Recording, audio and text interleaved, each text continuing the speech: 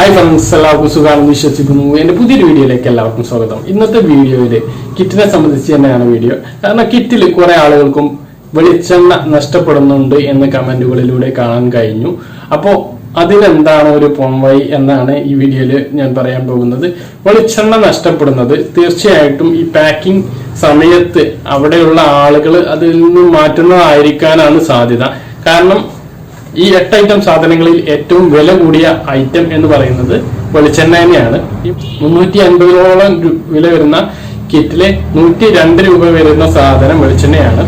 അപ്പോ ഈ സാധനം വില വരുന്ന സാധനം തന്നെ എല്ലാവർക്കും മിസ്സാവുമ്പോൾ അത് പാക്കിംഗ് സമയത്ത് ജീവനക്കാര് അതിൽ നിന്ന് മാറ്റുന്നതാവാനാണ് സാധ്യത. നിങ്ങൾ ഈ കാര്യം മനസ്സിലാക്കേണ്ടത്, നിങ്ങളുടെ സാധനം മിസ്സാവാതിരിക്കാൻ നിങ്ങൾക്ക് റേഷൻ കടകളിൽ നിന്നും കിറ്റ് കിട്ടുന്ന സമയത്ത് നിങ്ങളുടെ കിറ്റ് ഒന്ന് തുറന്ന് പരിശോധിക്കുക. 8 ഐറ്റം സാധനങ്ങൾ അതിൽ ഇല്ലേ എന്ന് പരിശോധിക്കുക.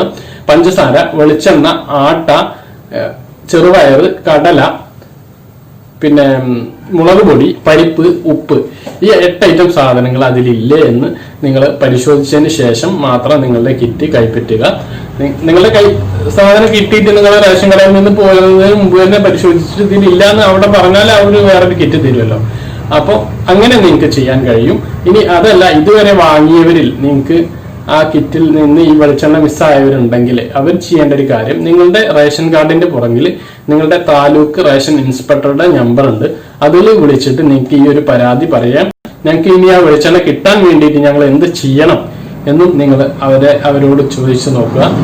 അപ്പം അവർ അതിനുള്ള ഒരു വഴി പറയും. ഇനിയിപ്പോ ആ വെളിച്ചെണ്ണ നിങ്ങൾക്ക് കിട്ടിയിട്ടില്ലെങ്കിലും ഇനി വരുന്ന 3 കിറ്റിൽ നിന്ന് അത് നഷ്ടപ്പെടാതിരിക്കാനും നിങ്ങൾ ശ്രദ്ധിക്കുക. അപ്പോൾ ഇത്രയും കാര്യങ്ങളാണ് ഈ വീഡിയോയിൽ പറയാനുള്ളത്. അത് നിങ്ങളൊന്ന് മനസ്സിലാക്കി വെക്കുക. അപ്പോൾ ഇതുപോലുള്ള ഇൻഫോർമേറ്റീവ് ആയ വീഡിയോകൾ ലഭിക്കാൻ വേണ്ടിയിട്ട് ചാനൽ സബ്സ്ക്രൈബ് ചെയ്യുക, ബെൽ ഐക്കൺ എനേബിൾ ചെയ്ത് വെക്കുക.